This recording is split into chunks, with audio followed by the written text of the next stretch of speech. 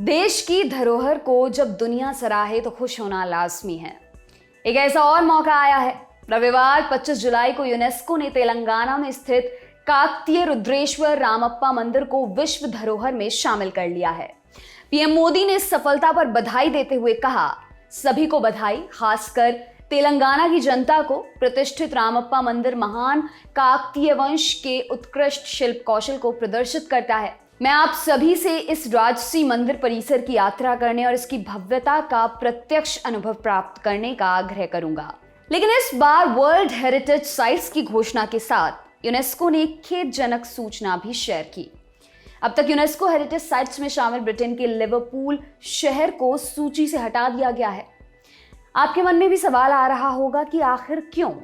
तो आइए जानते हैं वर्ल्ड हेरिटेज लिस्ट में शामिल करने और बाहर करने का तरीका क्या है। सबसे पहले बात काकतीय रुद्रेश्वर रामप्पा मंदिर की। इस साल यूनेस्को की हेरिटेज सूची में शामिल हुआ रुद्रेश्वर रामप्पा मंदिर देश में ऐसा दर्जा प्राप्त करने वाला 39वां स्थल बन गया है। तेलंगाना के वारंगल में स्थित यह शिव मंदिर अपने आप में अनूठा है।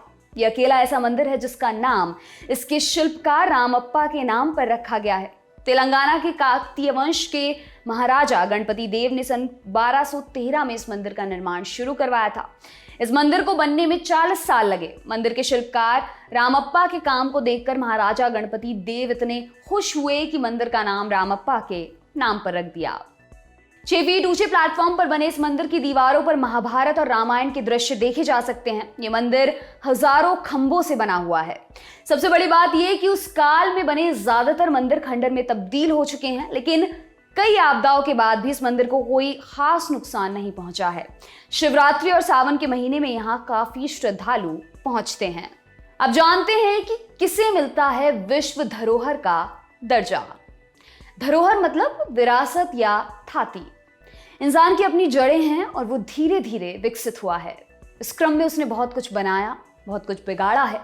अगर मानवता के लिहाज से किसी जगह का वैश्विक मूल्य हो तो उन्हें भविष्य की पीढ़ियों के लिए संरक्षित किया जाता है।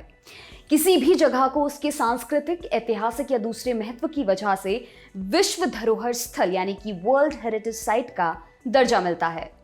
वर्ल्ड हेरिटेज साइट्स में ऐतिहासिक भवन, शहर, रेगिस्तान, जंगल, द्वीप, झील, स्मारक, पहाड़ शामिल हो सकते हैं। वर्ल्ड हेरिटेज साइट समिति इसका चयन करती है। ये समिति यूनेस्को वर्ल्ड हेरिटेज कन्वेंशन 1972 के तहत आती है। इन साइट्स को विश्व धरोहर की लिस्ट में इसलिए जोड़ा जाता है ताकि ये उपेक्षा का शिकार होकर खत्म न हो जाएं। लोगों की आवाजाही से इन पर असर न पड़े। हमारे यहाँ लोगों में स्मारकों पर अपना नाम गोद कर अमर होने का भी शगल होता है। इससे इन ऐतिहासिक स्थलों को नुकसान पहुंचता है।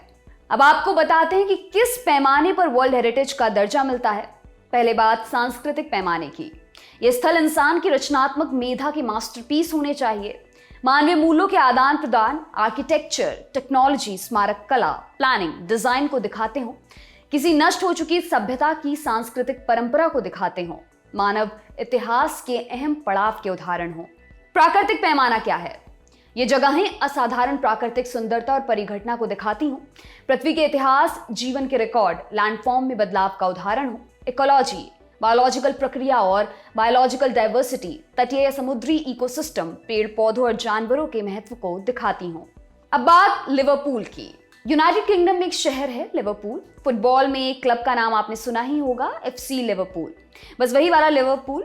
साल 2004 में लिवरपूल शहर के एक हिस्से मैरीटाइम मर्केंटाइल सिटी को वर्ल्ड हेरिटेज साइट्स में शामिल किया गया। असल में इलाका 18वीं और 19वीं शताब्दी में विश्व व्यापार के लिहाज से काफी महत्वपूर्ण रहा था।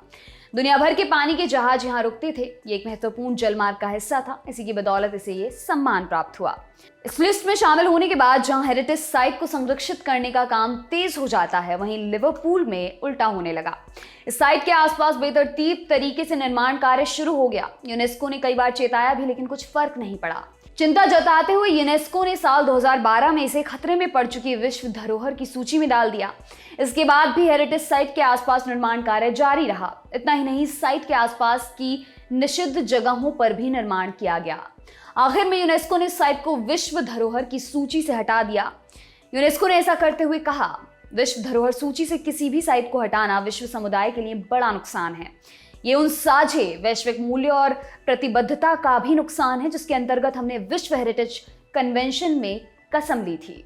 जर्मनी के ड्रेसडेन की एल्बा वैली और ओमान के ओरिक्स सेंचुरी के बाद ये तीसरा मौका है जब किसी विश्व धरोहर प्रॉपर्टी को इस लिस्ट से हटाया गया है। लिवरपूल के इस लिस्ट से बाहर होने के बाद अब यूनाइटेड किंगडम में यूनेस्को वर्ल्ड हेरिटेज साइट्स की संख्या 32 से घटकर 31 हो गई है।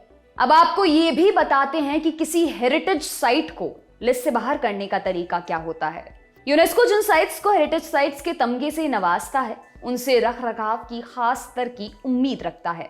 जो भी इस पैमाने पर खरे नहीं उतरते उन्हें इस लिस्ट से बाहर कर दिया जाता है। कुछ मूल पैमाने हैं इसके, जैसे साइट का सही तरह से रख रखाव ना करना, आसपास अतिक्रमण करना और साइट की मूल स्थिति को ही नष्ट कर देना, साइट को लेकर अथॉरिटी का पूरी तरह से उदासीन होना, बार बार चेताए जाने पर भी साइट को बचाने के लिए प्रयास ना करना, ऐतिहासिक इमारतों को नए निर्माण से ढक देना। हालांकि अभी तक सिर्फ 3 साइट्स के साथ ही ऐसा हुआ है। इस प्रक्रिया को पूरा करने का अपना प्रोसेस है। सीधे ही किसी साइट को लिस्ट से बाहर नहीं किया जाता है, पहले उसे खतरे में पड़ी विश्व धरोहर की सूची में डाला जाता है। मिसाल के तौर पर लिवरपूल को ही ले लें, जिसे साल 2012 में सूची में डाला गया। बार बार सुधार लाने को कहा गया, लेकिन लिवरपूल में गगनचुंबी इमारतों ने वर्ल्ड हेरिटेज साइट को पूरी तरह अपने भीतर ढक लिया। यूनेस्को लिवरपूल में होने वाले निर्माण कार्य में 9 साल तक खींचतान चली और आखिर में वर्ल्ड हेरिटेज का तमगा वापस ले लिया गया। ओमान की ओरिक्स सेंचुरी पहली ऐसी विश्व धरोहर थी जिसे लिस्ट से बाहर किया गया था। ये 2007 की बात है। ओरिक्स वाइल्ड लाइफ सेंचुरी को ये दर्जा साल 1994 में मिला था। जैसे ही ओमान की सरकार को पता चला कि ओरिक्स में तेल उपलब्ध है, पूरी सेंचुरी के एरिया को 90% तक घटा दिया गया। सरकार की प्राथमिकता तेल निकालना बन गई, ना कि वाइल्ड लाइफ सेंचुरी को बचाना। हार मानकर यूनेस्को ने इससे वर्ल्ड हेरिटेज का दर्जा वापस ले लिया। जर्मनी में ड्रेसडेन की एल्बा वैली को 25 जून 2009 में विश्व धरोहर की सूची से हटा दिया गया। इसका कारण बना एक ब्रिज। इस वैली में लोकल अथॉरिटी ने एक ब्रिज बनाने का फैसला लिया। यूनेस्को ने इसे वर्ल्ड हेरिटेज साइट के लिए खतरा बताया। लोकल अथॉरिटी ने पुल के प्रस्ताव को लोकल लोगों के बीच जनमत संग्रह के लिए रखा, लेकिन अथॉरिटी ने यह बात चतुराई से छुपा ली कि पुल वर्ल्ड हेरिटेज साइट से गुजरेगा। पुल के पक्ष में वोट पड़े और पुल बनाने का काम शुरू हो गया। साल 2004 में जिस साइट को वर्ल्ड हेरिटेज के तौर पर चुना गया था, उससे तमगा 5 साल बाद ही वापस ले लिया गया। आपको बताते चलें, जुलाई 2021 तक दुनिया भर में कुल वर्ल्ड हेरिटेज साइट्स की संख्या 1120 है। इनमें से 868 कल्चरल, 213 नेचुरल और 39 मिले जुले गुणों वाली हैं। ये कुल 167 देशों में स्थित है। इटली में सबसे ज्यादा 57 वर्ल्ड हेरिटेज साइट्स हैं। आपके लिए तमाम जानकारी लाए हैं हमारे साथी अमित। मेरा नाम है दिव्यांशी। देखते रहिए दी लल्लन टॉप। शुक्रिया।